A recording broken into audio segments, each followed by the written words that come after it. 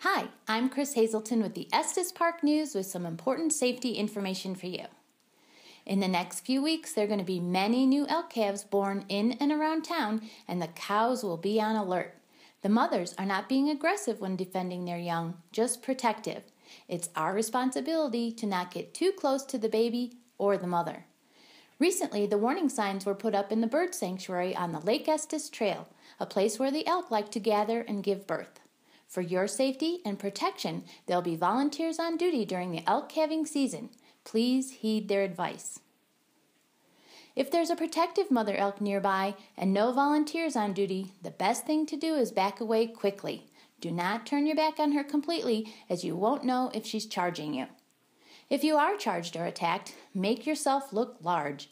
If you have a jacket, raise it above your head and swing it around. Make yourself look formidable. If you come across a protective female elk and she's endangering people in the public area, the best thing to do is move away and call the Estes Park Police Department Dispatch Center at 586-4000. They will notify the proper authorities, who will temporarily close off the area until the mother moves on with her calf. Now, with some more helpful information, is Rick Spowert, Colorado Parks and Wildlife Manager. Elk calve the first 2 weeks in June. We can have an earlier calf in the last 2 weeks in May, or a late calf even as late as September. Elk can give birth just about anywhere in Estes Park. We've had elk calve in backyards, but one of the favorite areas to calve is along the Lake Estes Trail by the bird sanctuary. You know, the elk in Estes Park are human habituated, but they are wild animals, and they will definitely protect their calves. A lot of people, try to approach the elk too close, thinking that they are tame animals, and they find out that this isn't the case. Cow elk average in weight 450 to 600 pounds. They're individuals just like people, and you can see a smaller cow and a larger cow. Protective mother elk can definitely hurt people. They're just simply trying to protect their calves, and they have very sharp cloven hooves, and they can run up and stomp on you with those hooves, and we've had a couple residents injured severely by being attacked by protective cow elk. Elk can definitely outrun any humans. Oftentimes they'll run at you, and that's to let you know that you've gotten too close. The best thing to do is to back away as fast as you can, but keep an eye on where the elk is at, so you can protect yourself if they actually attack. It's a very bad idea to feed elk. It's illegal, and it's not necessary. Again, these are wild animals. They've evolved to eat native vegetation. If you feed them the wrong thing, and it can cause problems, and it can also further human habituate the elk. It oftentimes will cause the spread of disease. We have chronic wasting disease in this area that we don't want to spread, so it is illegal to feed elk. Elk are individuals. Some get very upset, especially during calving, if you're even as close as 25 yards. Others, they're used to seeing people, and they're not too upset when you're 25 feet. The main thing is don't get so close that you're changing their behavior. If an elk approaches you, definitely back off. You've gotten too close. If you see a cow and a calf elk together, especially the first 2 weeks in June, you want to retreat. You don't want to get, closer. You want to observe if you want to it from a safe distance. Oftentimes, if you're in a vehicle, that's a safe place to observe and photograph elk. If you're on the Lake Estes Trail, back off. If the elk is not showing any change in behavior, you're not too close. But if she's staring at you, if she's approaching you, you're too close, back off very quickly. If you see a baby elk by itself, this is normal the first couple weeks in June after they're born. They're not very mobile, and the mother elk will, stash them in the bushes and let them rely on their camouflage spotting and lack of scent for the first couple weeks in life. She's oftentimes fairly close, and if she hears her baby cry out, then she comes running to protect and defend the calf. In which case, if you're there, you're going to, observe the cow elk's wrath. So it's often the case where you'll find a calf elk by itself in the hiding position. Just back off, leave it alone.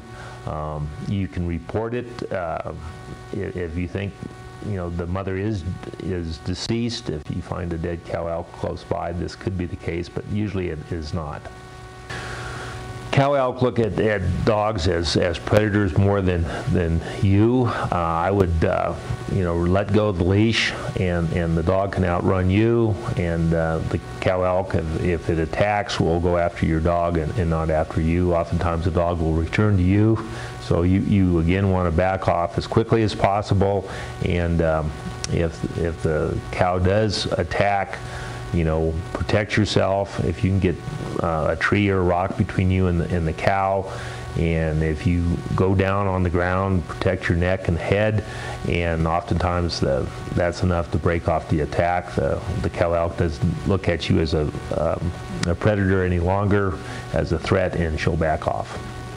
On the lake trail, oftentimes cow elk will calve, and we have to close the trail to make sure people aren't endangered. So definitely be aware when you're walking along the lake trail, especially in the bird sanctuary.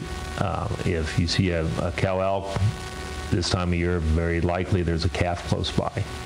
The Estes Valley Rec and Park District has volunteers that are trying to prevent conflicts. If you do see a volunteer, they'll have a maroon hat on, and please go along with their suggestions on not approaching elk too closely and not endangering yourself.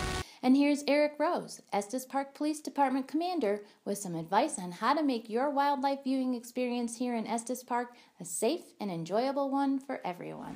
Hi, I'm Eric Rose with the Estes Park Police Department. I'm the police commander and the emergency manager for the town. Viewing wildlife in the Estes Valley is a great pleasure for all of us here. One of the things you need to think about, though, is giving them their space. We find that a lot of folks tend to try to get a little too close to wildlife, which could cause a hazard for both the wildlife itself and the viewing public that's out there. There's been many instances where we've had some great opportunities for viewing, although when someone gets a little too close, then the whole crowd suffers, because then the elk might move in towards the crowd a bit or move way far away, and then the picture opportunities lessen. Our number one priority is certainly public safety, and safety of the animals as well. We need to coexist here in Estes Park. We have a very large herd, and opportunities are boundless when it comes to looking at wildlife, but for sure we want to maintain safety for the public as well as safety for the animals. Had instances where people have certainly tried to get very close and take pictures, and they've been charged. There are fences around the golf course for this purpose, to keep the elk separated from the public and the public separated from the elk. You have plenty of opportunities to take pictures out there, so we advocate not to go on the golf course. We find that as you're touring in Estes Park, you'll see beautiful scenery from mountains and rivers, and the next thing you know, you'll have wildlife in the roadway. We ask that you pull completely off the roadway so other cars can get around, and don't block the area, because what that tends to do is then the animals will get in the roadway, cars will be blocking the roadway, and next thing you know, we've got traffic hazards. So it's okay to watch the elk, but do it from a safe place. Find a place to pull off on the side of the road. In regards to elk jams, one of the things motorists need to think about is moving slow, keeping traffic flowing so the elk then have a place to cross the area that they're trying to get to, but just move slow and safely while you clear the area with your vehicle. Safest way to view elk, in my opinion, would be in your car.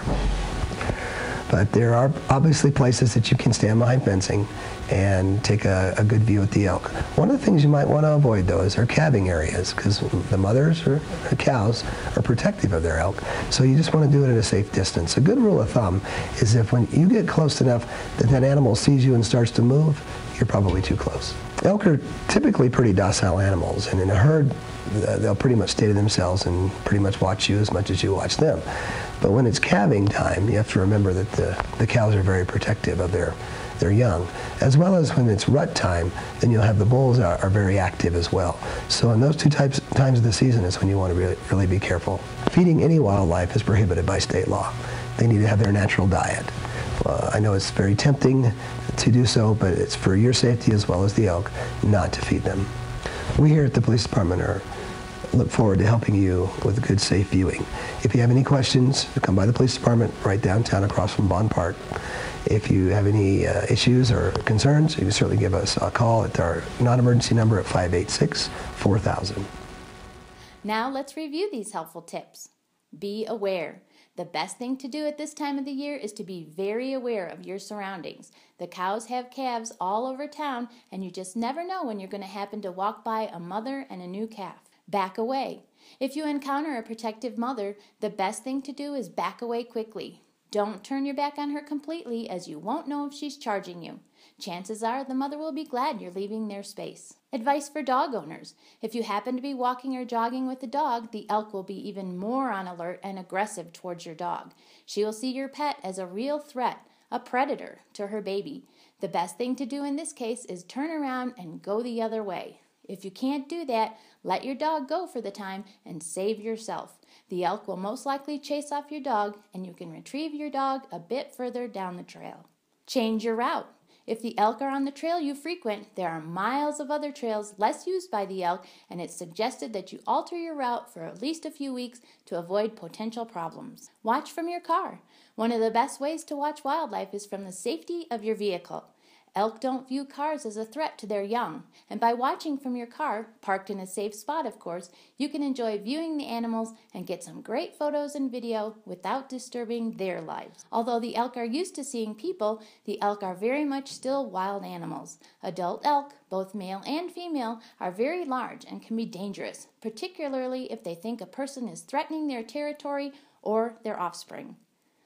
Another important note, if you find a baby elk, please never go near or touch it. Even though it could appear that its mother is absent, elk calves are seldom orphaned, and its mother is probably feeding only a short distance away. She'll make herself known very quickly when you get too close. Educating ourselves and our visitors about wildlife issues is the right thing to do, especially around calving time and during our fall rut. Remember, there's a reason it's called wildlife. Thanks for your attention to these important safety messages. I'm Chris Hazelton with the Estes Park News. Have a safe and wonderful vacation in our beautiful mountain town.